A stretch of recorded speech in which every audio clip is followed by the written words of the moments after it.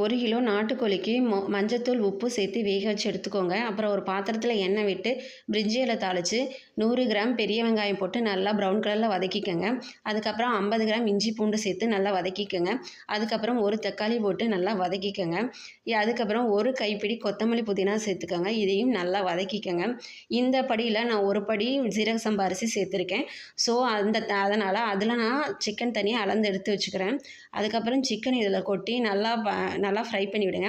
அதுக்கப்புறம் ஒரு ஸ்பூன் மிளகாத்தூள், 1/4 ஸ்பூன் மல்லித்தூள் சேர்த்து நல்லா ஃப்ரை பண்ணி விடுங்க. 100 ml தயிர் சேர்த்துக்கோங்க. அதுக்கப்புறம் ஒரு படிக்கு 1.5 படி தண்ணி நான் ஊற்றிருக்கேன். சிக்கன் தண்ணி மிக்ஸ் பண்ணி போட்டிருக்கேன்.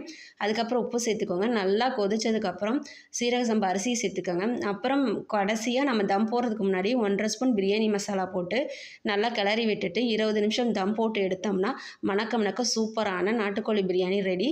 செமையாக இருக்கும். டேஸ்ட் பண்ணி பாருங்கள்.